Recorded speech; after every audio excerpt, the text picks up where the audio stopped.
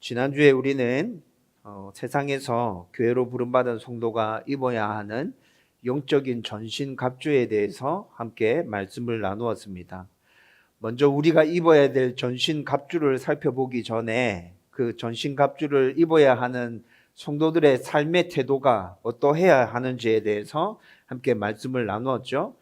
지난주에 말씀을 살펴볼 때 그런즉 서서라고 해서 말씀이 시작되어졌는데 그 서서라는 말 안에 우리가 갖춰야 될 태도와 자세와 관련한 의미들이 담겨져 있었어요. 우리가 어떤 태도로 영적 전신갑주를 입어야 하는지에 대해서 말씀을 나누었는데 간단하게 정리해서 요약해 드리면 승리를 굳게 확신하고 하나님께서 이미 우리에게 영적 전쟁의 승리를 허락해 주셨죠. 그 승리를 굳게 확신하고 단호하게 결단한 모습으로 적극적인 삶의 자세를 가지고 철저히 준비해서 영적 전투에 임해야 한다고 말씀드렸습니다. 서서라는 말 안에는 그런 자세로 이 영적 전투에 임해라 라는 의미가 담겨져 있다 그랬죠.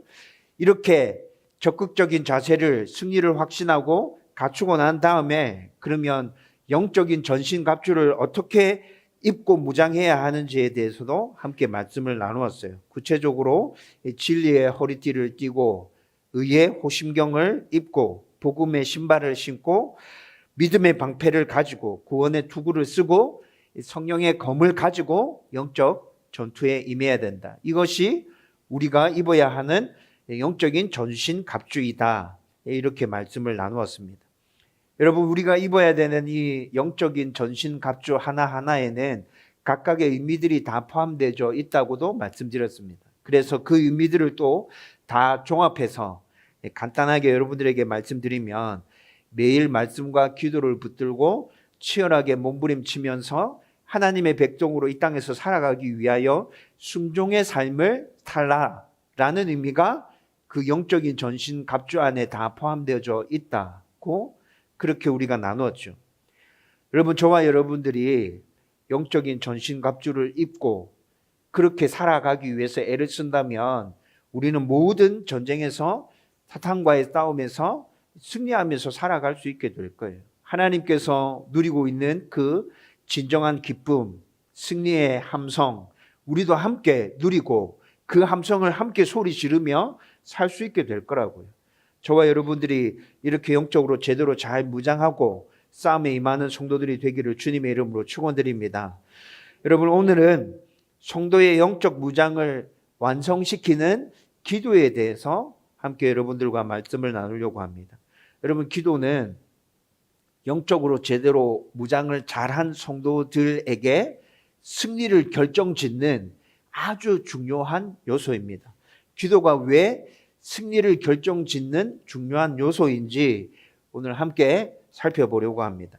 여러분, 제가 계속 강조했는데 교회로 부름받은 성도는 영적인 전쟁 한가운데 서 있다 말씀드렸죠. 여러분, 그걸 인식하면서 살아가야 돼요. 사탄의 공격은 엄청 치밀하고 끈질기고 집요하게 우리 가운데 계속해서 그렇게 다가오고 있습니다.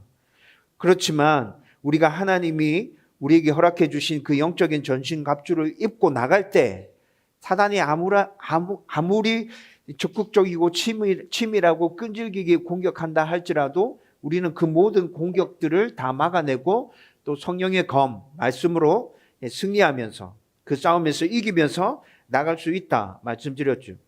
그런데 여러분, 그 싸움에서 사탄과의 싸움에서 승리하기 위해서 아주 중요한 요소들이 몇 가지 있는데 그 중에 하나가 바로 오늘 저와 여러분들이 나누려고 하는 기도라는 요소입니다. 여러분, 이 기도의 요소를 배제하고 우리가 영적으로 잘 무장한 그것만 가지고 사탄과의 싸움에서 절대로 승리할 수가 없습니다. 왜 그런지 오늘 한번 자세히 한번 살펴보십시다. 먼저 첫 번째로 여러분들과 기도에 대해서 나누려고 하는 건 기도는 영적 전투에 임하는 성도들의 사기를 북돋워 줍니다. 여러분, 그래서 이 기도가 승리를 결정짓는 아주 중요한 요소라는 것입니다. 여러분, 실제 전쟁에서 전투가 벌어지면 군사들의 사기가 정말 중요하죠. 군사들의 사기가 어떠하냐에 따라서 전쟁의 승패가 갈려진다 말해도 과언이 아닙니다. 여러분, 그런데 영적인 전투 현장에서도 똑같습니다. 저와 여러분들의 사기가 어떻냐에 따라서 이 전쟁의 승패가 갈려진다고요. 여러분, 제가 기도를 여러분들에게 계속해서 간단하게 정해 드렸는데 여러분들이 말씀해 보십시오. 기도는 무엇입니까? 기도는 그렇죠. 기도는 하나님과의 대화입니다. 여러분, 이거 절대 잊어버리면 안 됩니다. 기도는 하나님과의 대화인데 우리가 전지전능하신 만물의 주인이신 하나님과 계속 만나서 대화한다고 생각해 보십시오. 여러분, 사단이 우리의 그런 모습들을 지켜보고 있겠죠? 그 모습들을 지켜보는 사단이 어떤 느낌 받을까요? 무서워하겠죠. 두려워하겠죠. 우리가 그렇게 하나님과 만나서 대화하고 있는 모습을 사탄이 계속 지켜보고 있다면 우리를 공격하는 건 끊이지 않겠지만 여러분, 섣불리 함부로 공격할 수 있을까요? 전지전능하신 하나님과 계속해서 만나서 대화하고 있는 저와 여러분들, 여러분, 사탄은 분명히 우리의 그런 모습들을 보면서 쫄 겁니다. 긴장하고 있을 거예요. 겁먹을 거예요. 야, 저놈 공격해서 무너뜨려야 되는데 저걸 어떻게 하지? 지금 하나님이랑 계속 만나서 제가 얘기하고 있네? 야, 이거 진짜 어려운데? 여러분, 사탄이 당연히 이렇게 생각할 거잖아요. 반대로 여러분, 성도들은 어떻습니까? 우리는 어때요? 하나님과 이렇게 계속 만나서 대화하고 있어요. 여러분들의 사기, 저의 사기는 그렇게 하나님과 계속 만나서 대화하는 것을 통해서 점점 올라가겠죠. 사기가 올라가게 될 거예요.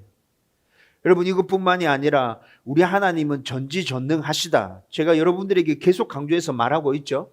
그 전지전능하신 하나님과 매일 만나서 이렇게 대화하고 교제하면 여러분, 그 하나님의 전지전능하심이 자연스럽게 우리에게도 영향을 미치는 것 아닌가요? 여러분, 그래서 기도는 영적인 전쟁에 있어서 승패를 판가름 지을 수 있는 아주 중요한 요소라고요. 여러분, 바울이 영적 전신 갑주로 무장하라고 말하고 난 다음에 그 뒤에 지금 기도에 대해서 얘기하고 있어요. 왜 그럴까요? 제가 방금 말씀드렸잖아요.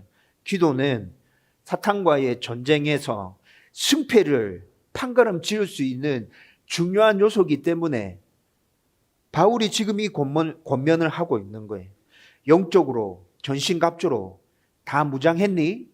그렇다면 너희들은 기도를 통해서 사기를 올려야 돼. 사기를 북돋워야 돼. 하나님을 떠나면 이 전쟁 절대 이길 수 없어. 그러니까 기도를 꼭 붙들어야 돼. 그래서 지금 기도를 권면해 주고 있는 것이라고요. 여러분, 기도는 사탄과의 싸움에서 단순한 보조 수단이 아닙니다. 영적 전쟁에 임하는 성도들, 여러분, 그 성도들의 자세와 그 성도들이 입고 있는 영적인 전신 갑주를 제대로 딱 메어주는 굉장히 중요한 요소라고요. 필수 요소입니다. 영적인 전신 갑주를 입었다 하더라도 기도로 하나님의 능력을 이렇게 덧입지 않으면 여전히 우리는 무기력한 군사들입니다. 여러분들의 상상력을 동원해서 한번 생각해 보십시오. 완전히 무장한 군인이 있습니다. 그런데 그 군인 안에 싸우려는 사기가 하나도 없습니다. 상대를 바라보면서 두려움에 떨고 있습니다. 여러분, 그 군인이 전쟁에서 이길 수 있겠습니까? 제대로 무장은 했지만 싸워보지 않아도 우리는 알 수 있습니다. 그런 군인이라면 싸워봤자 패배다. 여러분, 실제적으로 역사적인 사건들을 살펴보면 제대로 무장되어져 있지만, 제대로 준비되어져 있지만 실제 싸움에서 사기가 약함으로 인해서 패배했던 전쟁의 역사들을 진짜 많이 살펴볼 수 있습니다. 그 중에 하나 여러분들에게 예를 들고 싶은 전투가 1940년 프랑스와 독일의 제2차 세계대전, 그 전쟁을 여러분들에게 예로 들고 싶어요. 여러분, 1차 세계대전이 1918년도에 마무리되었어요. 1차 세계대전 때도 독일이 참전해서 뭔가를 하고 있었는데 18년에 독일이 패배함으로 인해서 패전국이 되었죠. 그러고 난 다음에 세월이 좀 흐르고 난 다음에 한 20년 가량 흐르고 난 다음에 히틀러가 독일에 나라를 집권하기 시작하면서부터 또다시 뭔가 일을 벌이기 시작합니다. 그리고 1938년에 세계 제2차 대전이 일어나게 되거든요. 세계 제2차 대전이 일어나고 난 다음에 1940년에 독일이 프랑스를 침공해서 전쟁이 시작되었습니다. 여러분, 그런데 18년에 1차 세계 대전이 끝날 때 프랑스는 승리 국가였습니다. 독일은 패전 국가였고, 그래서 18년에 프랑스가 1차 세계 대전에 연합군과 참전해서 승리를 이끌고 난 다음에 다시는 이런 전쟁이 일어나면 안 되겠다. 전쟁이 일어날 때를 대비해서 잘 방어해야겠다는 생각을 가지고 프랑스가 제대로 준비를 했습니다. 프랑스와 독일은 국경을 접하고 있거든요. 그 국경에서 방어를 제대로 하기 위해서 여러분 마지노선이라고 들어보셨습니까? 마지노선이라는 이 용어가 프랑스와 독일에 인접하고 있는 그 국경에 프랑스가 방어 시스템을 제대로 세워놓은 걸 마지노선이라 하거든요. 그렇게 마지노선을 세워서 프랑스는 잘 준비를 했어요. 1940년에 독일과의 전쟁이 벌어질 때 모든 면에서 프랑스가 독일보다 앞섰습니다. 군사 숫자도, 무기도, 군사력도, 전략, 전술 전부 다 앞서 있었다고요. 왜냐하면 독일은 1918년 패전국이라고 말씀드렸죠. 패전국이었기 때문에 전 세계적으로 독일이 군사력을 확장하지 못하도록 제재 정책을 폈었거든요. 그래서 독일은 군사력을 확장하지 못했어요. 그런데 그 사이 프랑스는 이렇게 제대로 잘 준비하고 있었다고요. 근데 1940년에 2차 세계대전이 일어나고 난 다음에 독일과 프랑스가 붙었다고요. 결과가 어땠는지 아십니까? 6주 만에 이 전쟁이 끝났습니다. 6주 만에 독일이 프랑스를 집어삼켰어요. 아니, 어떻게 그럴 수 있죠? 여러분, 프랑스가 제대로 준비를 갖추고 있었어요. 그런데 프랑스 군사들 안에 1차 세계대전을 경험하면서 다시는 전쟁을 치르고 싶지 않다는 생각이 그들 안에 자리 잡고 있었다고요. 여러분, 다시 전쟁을 치르고 싶지 않다는 생각은 누구나 안에 다 자리 잡을 수 있어요. 그렇죠? 그런데 그렇다 할지라도 실제 전쟁이 붙으면 어떻게 해야 되죠? 내 나라를 지키기 위해서, 나의 가족을 지키기 위해서 목숨을 걸고 나가서 방어하고 싸워야 되잖아요. 그런데 프랑스 군인들 안에는 다시는 이런 전쟁이 일어나면 안 되겠어. 나는 전쟁 치르고 싶지 않아 라는 생각이 자리 잡고 있어서 사기적인 측면에서 독일을 앞서지 못했어요. 여러분, 독일은 이때 이 당시에 전격전이라고 해서 전차와 장갑차를 앞세워서 속도전으로 전쟁을 치르고 나갔었거든요. 여러분, 프랑스가 월등하게 독일보다 모든 면에서 앞서고 있었지만 여러분, 사기적인 측면에서 그렇게 떨어져 있다 보니까 독일의 그 전격전, 속도전에 제대로 대응하지 못하는 거예요. 여러분, 1940년에 치루어졌던 이 전쟁을 전쟁의 전문가들이 평가합니다. 사기적인 측면이 이 전쟁의 승패를 갈랐다고. 여러분, 이런 거예요. 저와 여러분들이 치르는 영적인 전쟁도 사기가 굉장히 중요합니다. 여러분들의 사기가 어떠냐에 따라서 우리가 영적으로 제대로 갑주를 입고 무장하고 있다 할지라도 여러분, 이 전쟁의 승패가 갈려지게 되는 것이라고요. 여러분, 그런데 성도들의 사기를 돋우는 데 있어서 제일 탁월하고 좋은 방법이 뭐라고요? 기도라고요. 기도. 우리의 사기를 돋우는 데 있어서 제일 좋은 건 기도밖에 없어요. 유일한 방법이에요. 그래서 지금 바울이 영적인 전신갑주에 대해서 언급하고 난 다음에 기도로 너의 사기를 돋우어라. 하나님과 계속 만나라. 그분을 만나서 얘기하다 보면, 그분과 대화하다 보면 그분의 능력을 너도 덧입게 될 거야. 그렇게 해서 우리는 전쟁에 임해야 돼. 여러분, 바울이 지금 이 권면을 하고 있는 것이라고요. 저와 여러분들이 기도함으로 영적인 사기를 돋우면서 이 전쟁에 임할 수 있기를 주님의 이름으로 축원드립니다. 여러분, 그래서 오늘 이어지는 말씀들 보면 바울이 얘기합니다. 모든 기도와 간구를 하라. 모든 기도와 간구를 하라. 여러분, 여기서 모든 기도와 간구는 기도의 다양성과 기도의 지속성에 대해서 얘기해 주는 것인데, 빌립보서 4장 6절의 말씀에 모든 기도와 간구 똑같은 단어를 사용해서 여기서 얘기하고 있습니다. 여러분 빌립보서 4장 6절 말씀 여러분들 다 아실 거예요. 아무것도 염려하지 말고 오직 기도와 간구로 너희 구할 것을 감사함으로 하나님께 아뢰라. 여러분 이것이 빌립보서 4장 6절의 말씀이죠. 그런데 거기 사용된 기도와 간구, 오늘 말씀에서 사용된 기도와 간구, 똑같은 단어와 똑같은 의미를 담은 것들이 사용되어지고 있습니다. 먼저 첫 번째로 여기서 기도라고 얘기하는 건 성경이 말씀하고 있는 일반적인 기도입니다. 성경이 말씀하고 있는 일반적인 기도. 제일 쉽게 예를 든다면 예수님께서 제자들에게 가르쳐 주신 주기도문과 같은 기도. 여러분 주기도문 어떻게 기도해야 되는지 예수님이 제자들에게 구체적으로 가르쳐 주신 기도죠. 여러분 주기도문의 구조를 뜯어서 살펴보면 성경에서 기도를 어떻게 해야 되는지 정말 제대로 알 수 있습니다. 아, 성경에서 말하는 기도는 이런 거구나. 여러분 성경에서 말하는 기도는 먼저 하나님과의 친밀한 교제의 중점을 두고 기도하라 얘기합니다. 감사하고 찬양하고 너희들의 죄를 회개하고 하나님의 영광을 위해서 기도하고 그리고 너희들이 구할 것을 구해라. 여러분 성경에서 얘기해 주고 있는 기도는 이런 기도죠. 여러분 지금 오늘 본문에서 기도하라고 얘기하고 있는데 그 기도는 이렇게 기도하라는 겁니다. 그러면 뒤에 나오는 간구는 뭐죠? 두 번째 간구하라는 말은 긴급하고 간절한 너희들의 바람을 하나님께 아뢰. 간구에는 그런 의미가 담겨져 있어요. 개인적인 필요를 위해서 우리는 하나님께 기도할 수 있습니다. 개인적인 필요를 위해서 하나님께 기도할 수 있죠. 기도해야 됩니다. 하나님께서는 기도하라 말합니다. 우리의 긴박함들, 우리의 문제들, 우리의 아픔들 기도할 수 있습니다. 간구라는 의미 안에 그 모든 것들이 다 포함되어 있다고요. 그리고 여러분 오늘 기도와 간구 앞에 어떤 단어가 쓰여져 있죠? 모든이라는 단어가 붙어져 있습니다. 모든 기도, 모든 간구를 하라고 말씀하고 있죠. 여러분 이 모든이라는 의미는 기도의 형식, 기도의 내용, 기도의 대상, 기도의 상황, 모든 것들이 다 가능해. 모든 것들이 다 가능하단 말이에요. 여러분 기도의 형식에 있어서 우리는 꼭 주기도문의 형식만을 지켜서 기도해야 됩니까? 그렇게 기도해야만 하나님께서 우리의 기도를 들어주시나요? 아니요. 모든 형식들이 다 가능합니다.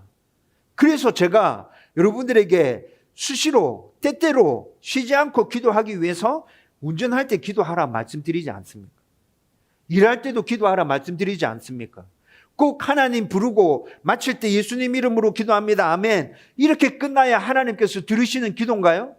아니요. 형식적인 부분에 있어서 모든 것들을 초월해서 나의 기도를 들으시는 분은 하나님이시고 내 기도에 응답하시는 분은 하나님이시다라는 믿음만을 가지고 우리가 어떻게든 말하든지 하나님은 우리의 기도를 다 들으십니다. 어떤 내용도 다 말씀드릴 수 있습니다. 찬양, 감사, 회개, 간구, 나의 분노, 나의 감정, 나의 필요들, 나의 문제들 하나님께 다 말씀드릴 수 있습니다. 내 자신뿐 아니라 나 자신만을 기도하는 게 아니라 우리 가족들을 위해서 기도할 수 있고요. 우리 성도들을 위해서 기도할 수 있고요. 나라와 민족을 위해서도 기도할 수 있고요. 세계 곳곳에서 일어나는 여러 가지 분쟁들과 전쟁들을 위해서도 기도할 수 있습니다. 기도의 상황, 좋을 때만 기도합니까? 나쁠 때도 기도할 수 있죠. 슬플 때도 기도할 수 있죠. 여러분 모든이라는 의미 안에는 이렇게 모든 상황들, 모든 내용들, 모든 대상들, 모든 형식들로 하나님께 다 기도할 수 있다는 것입니다. 여러분 하나님은 우리가 말하지 않아도 우리와 관련된 모든 것들을 이미 다 알고 계십니다. 우리가 말해야 될 것, 말하면 안 될 것, 왜 판가름해서 우리가 가르고 있습니까? 여러분 그것은 하나님이 하실 일입니다. 그냥 우리는 하나님에 대한 굳건한 믿음을 가지고 내 안에 있는 모든 것들을 하나님께 말하면 됩니다. 기도 응답에 대해서도 여러분들이 먼저 단정 짓지 마십시오. 여러분 기도할 때 응답은 몇 가지가 있습니까? 4가지가 있습니다. 즉시, 안 된다, 기다려라, 더 풍성하게 줄게. 여러분 이렇게 4가지가 있죠? 여러분 우리는 꼭 된다만 생각합니다. 된다, 더 좋게는 네가 구한 것보다 더 풍성히 줄게. 우리는 이 두 가지만 생각하고 기도하는 경향이 굉장히 많죠. 근데 하나님께서 우리에게 응답하시는 방법은 이 두 가지뿐만 아니라 또 뭐도 있습니까? 안 된다도 있습니다. 기다려라도 있습니다.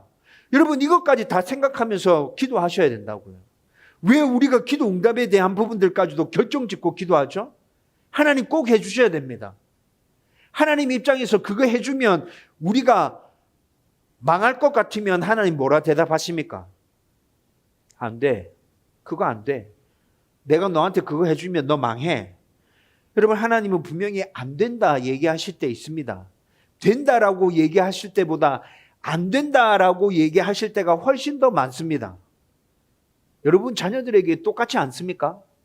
여러분 자녀들을 키우면서 된다고 얘기할 때보다 안 된다고 얘기할 때 더 많잖아요. 왜 안 된다고 얘기하죠? 그거 해주면 우리 자녀 망치니까 안 된다고 얘기하지 않습니까? 여러분, 이 똑같은 상황을 왜 하나님 앞에서는 우리가 받아들이지 못하는지 저는 이해할 수가 없습니다. 여러분, 기도 응답에 대한 부분도 하나님께 맡기십시오. 제일 적절할 때 제일 좋은 곳으로 하나님께서 반드시 우리 가운데 응답해 주십니다. 여러분, 또 만약에 우리 간구가 하나님 뜻에 합당하지 않다면 우리의 간구가 하나님 뜻에 합당하지 않다는 것까지 기도할 때 깨닫게 해주십니다. 그래서 기도를 바른 자리로 되돌려 놓으시고 그 기도를 응답해 주실 거예요. 여러분, 그러니까 여러분들은 여러분 속 안에 들어있는 모든 얘기들을 예의를 갖추어서 하나님께 다 얘기하십시오. 예의를 갖추어서 하나님께 얘기하면 됩니다. 하나님, 제 안에 이런 거 있습니다. 이런 거 있습니다. 하나님, 제가 이런 거 바래요. 이런 거 원해요. 하나님 도와주세요. 하나님 영광 받으시면 좋겠어요. 주님의 나라가 굳게 섰으면 좋겠어요. 예수 믿는 사람들 많아지면 좋겠어요. 여러분, 모든 것들을 다 기도하라고요. 계속해서 바울이 얘기합니다.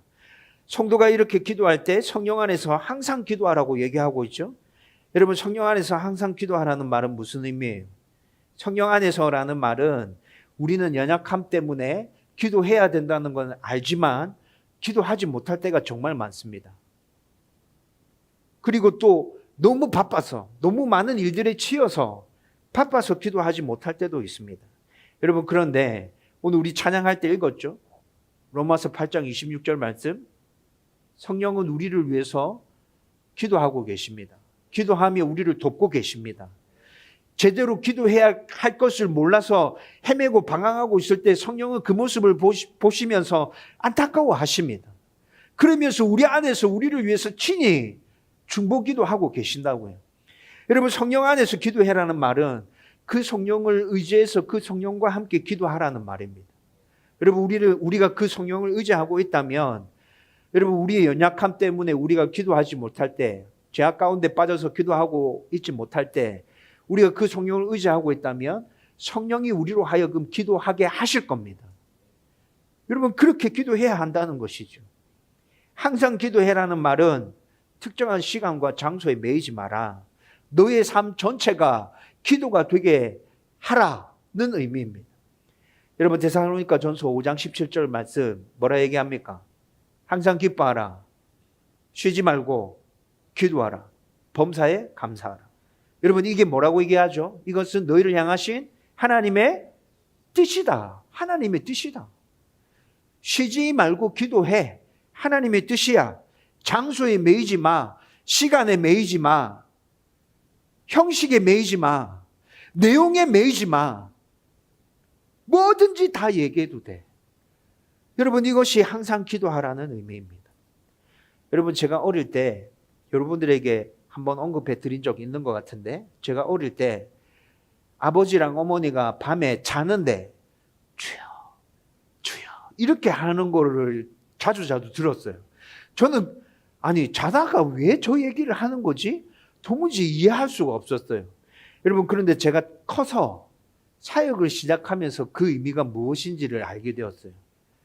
여러분, 어른이 되어서 살아가다 보면 힘들고 어려운 일들을 만납니다. 그 힘들고 어려운 일들이 머릿속을 가득 채우고 있습니다.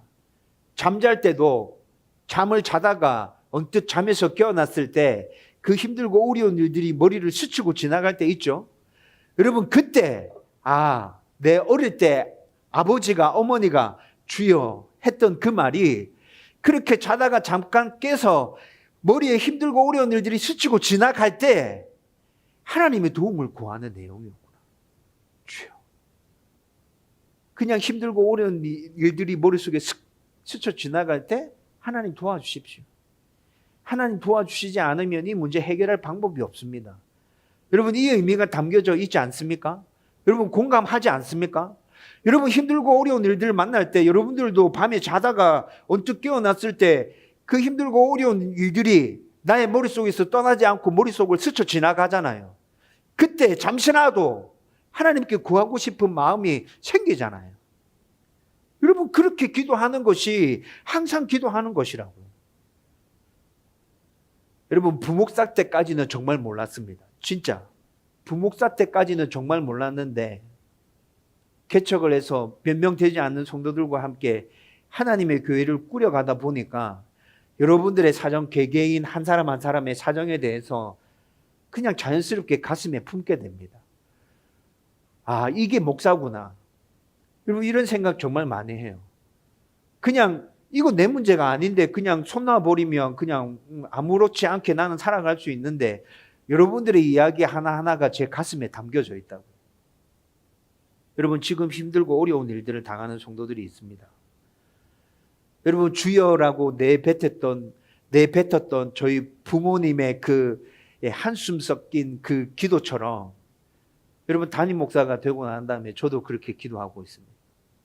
저는 주여라고 말하지 않지만 여러분 설교 준비를 하면서 목양실에 앉아 있을 때, 책을 읽을 때, 어떤 일을 하고 있을 때, 잠을 잘 때 여러분들이 힘들고 어려운 일들이 머릿속에 스치고 지나갈 때 있습니다. 그때 저도 기도합니다. 도와주십시오. 아주 짧게 얘기합니다. 하나님 도와주십시오. 하나님 안 도와주시면 그 성도 어떻게 합니까? 평안케 해주십시오. 여러분 제가 기도하는 겁니다. 언뜻 생각날 때마다 하나님 평안 안 주시면 그 성도 지금 어떻게 합니까? 하나님 은혜 주십시오. 은혜 주셔야지. 하나님 은혜 주셔야지 살지. 하나님 은혜 안 주면 어떻게 합니까? 깨닫게 해주십시오. 뭔가 잘못 생각하고 있습니다. 하나님 깨닫게 해주셔야 됩니다. 말씀을 볼 때 기도할 때 하나님 좀 분명히 깨닫게 해주십시오. 여러분 담임 목사가 된 저의 기도입니다. 형식이 제대로 갖춰져 있지 않습니다. 시도 때도 없이 생각날 때마다 기도합니다. 그런데 하나님 그렇게 기도하라고 말씀하십니다. 항상 기도해라. 항상 기도해라. 주여라고 말해도 네 마음에 어떤 게 담겨 있는지 나 알아. 그냥 도와주십시오. 평안케 해주십시오. 깨닫게 해주십시오. 너가 성도들을 위해서 그렇게 기도하지만 너 마음 안에 어떤 생각이 들어있는지 내가 알아. 그렇게라도 기도해. 내가 들을게. 내가 응답해 줄게. 여러분 하나님께서 지금 바울의 권면을 통해서 이렇게 우리 가운데 얘기해 주고 계시는 거라고요. 그리고 또 이어서 바울은 얘기합니다. 이를 위해서 깨어 구하기를 항상 힘쓰며 여러 성도들을 위해서 기도해라. 깨어 있어라. 여러분 영적으로 깨어 있어야 되죠.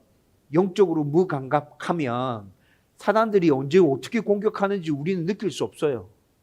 그걸 모르면 방어할 수 없죠. 기도하지 않는 사람은 결국에 사단의 공격에 속수무책으로 당하게 됩니다. 여러분 이것뿐만이 아니라 우리는 나 자신만을 기도하는 것이 아니라 다른 사람들을 위해서 기도해야 됩니다. 오늘 바울이 권면하지 않습니까? 여러 성도들을 위해서 기도해라. 여러분 우리는 주위에 있는, 옆에 있는, 앞에 있는, 뒤에 있는 성도들을 위해서 기도해야 합니다.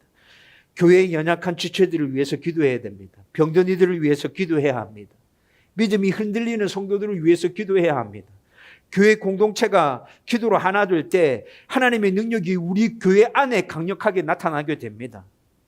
교회 공동체가 서로를 위해서 기도할 때 하나님의 부흥이 우리 교회 안에서 일어나게 된다고요. 교회 공동체가 함께 기도할 때 다음 세대에게 신앙이 제대로 전수되고 다음 세대들 또한 하나님의 사람으로 일어나게 된다는 것입니다. 마지막으로 바울이 오늘 말씀에서 기도에 대해서 권면합니다. 자신을 위해서 복음을 담대히 전할 수 있도록 기도해 달라 부탁하고 있죠. 여러분, 복음을 전할 때 사탄의 공격이 제일 심하게 다가옵니다. 사탄은 복음 전하는 것, 복음이 전파되는 이 일을 제일 싫어하죠. 결국에 복음 전파는 기도로 이루어진다고 말해도 틀리지 않습니다. 과한 말이 아닙니다.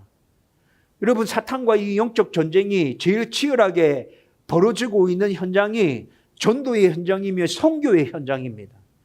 여러분, 그런데 그 전도의 현장과 선교의 현장이 어떻게 해서 승리를 쟁취해내게 됩니까? 그 현장 가운데서 기도를 통해서 그렇게 된다는 거죠. 바울이 이를 너무 잘 알고 있어요. 그래서 바울이 감옥에 갇혀 있습니다. 감옥에 갇혀 있는데 지금 전도할 수 없는 상황인데도 성도들에게 부탁합니다. 어떻게 부탁합니까? 내가 복음을 제대로 잘 전할 수 있도록 너희들 나를 위해서 계속 기도해야 돼. 복음을 전하는 모든 사람들을 위해서 너희들은 깨어 기도해야 돼. 라고 부탁합니다. 여러분, 지금의 교회도 똑같습니다. 복음을 전하는 일, 선교사들, 그들을 위해서 기도해야 됩니다. 우리 교회가 지역에 계속 좋은 이미지를 심을 수 있도록 계속해서 기도해야 됩니다. 3월달 되면 주중에 전도하러 또 나갑니다. 여러분, 그 주중 전도를 위해서 여러분들이 어느 곳에 있든지 기도해야 된다고요. 하나님, 우리 성도들의 발걸음이 닿는 곳에 복음이 전해지게 해주십시오. 하나님의 나라가 세워지게 해주십시오. 사탄이 놀라서 다 떠나가는 역사가 일어나게 해주십시오. 여러분, 그렇게 기도하십시오. 우리가 그렇게 기도할 때 그 기도의 능력으로 복음은 온 곳으로, 온 주변으로, 열방으로 퍼져가게 될 것입니다. 초대교회도 그렇게 기도하는 성도들을 통해서 복음이 곳곳에 퍼져갔고 많은 사람들이 주께 돌아오는 놀라운 역사가 일어나게 되었던 것이죠. 저와 여러분들이 오늘 이 말씀들을 잘 생각하고 깨어 기도하는 성도들 되었으면 좋겠습니다. 영적으로 무장할 뿐만이 아니라 무장하고 난 이후에 이렇게 기도함으로 진짜 우리의 삶 가운데서 승리를 맛보면서 살아가는 그런 성도들 되기를 주님의 이름으로 축원드립니다. 여러분, 이제 말씀을 정리하려고 합니다. 사탄과의 영적인 전투에서 승리하려면 영적인 전신갑주 입어야 되죠. 그리고 이것뿐만이 아니라 오늘은 입고 난 다음에 기도함으로 그 전투에 임해야 한다는 것까지 살펴보았습니다. 여러분, 왜 기도해야 됩니까? 기도할 때 우리의 사기가 북돋워진다고 말씀드렸습니다. 여러분, 기도 계속하면 영적 전투에서 여러분들의 사기가 계속해서 충전될 거예요. 쭉쭉 올라올 거예요. 사단이 조금만 건드리면 굉장히 빨리 알게 될 거고, 그렇게 나를 건드리는 사단을 향해서 하나님의 말씀으로 덤벼들어서 그놈들을 그냥 짓밟고 싶은 그 사기 충천함이 여러분들 안에서 막 솟아나올 거라고요. 여러분, 모든 기도와 간구로 하나님께 기도하며 나가십시오. 스스로 기도해야 될 것, 하지 말아야 될 것 판단하지 마세요. 기도 응답에 대해서도 여러분들이 스스로 결단하지 마세요. 결정하지 마세요. 안 된다고 할지라도 그것조차도 나에게 제일 좋은 거 하나님 주시는 거다. 여러분, 그렇게 믿고 받아들이십시오. 성령 안에서 항상 기도하십시오. 성령을 의지하고 내 안에서 나를 위해서 기도하고 있는 그 성령을 의지하고 그 성령과 함께 모든 상황 가운데서 날마다 기도하는, 그래서 하나님과 동행하는 삶을 살아가십시오. 여러분 자신만을 위해서 기도하는 게 아니라 성도들을 위해서 기도하십시오. 어려움을 당하고 있는 성도, 아픈 성도, 슬픔 가운데 있는 성도, 여러분 그 성도들을 위해서 기도하라고요. 복음이 땅끝까지 전해질 수 있도록 이를 위해서도 기도하십시오. 우리 목사님 붙들어 주십시오. 정창훈 선교사님 붙들어 주십시오. 하나님, 복음의 최전선 가운데 서 있는 주의 종들입니다. 하나님, 우리 김태훈 목사님 붙들어 주세요. 서창훈 목사님 붙들어 주세요. 여러분들이 그렇게 사역자들을 위해서 기도해야 된다는 것입니다. 여러분, 이렇게 기도해 갈 때 여러분들 안에 승리에 대한 소식들이 가득 채워지게 될 겁니다. 그 승리에 대한 소식들로 우리는 하나님 앞에 온전한 영광 올려드릴 수 있기를 주님의 이름으로 축원드립니다.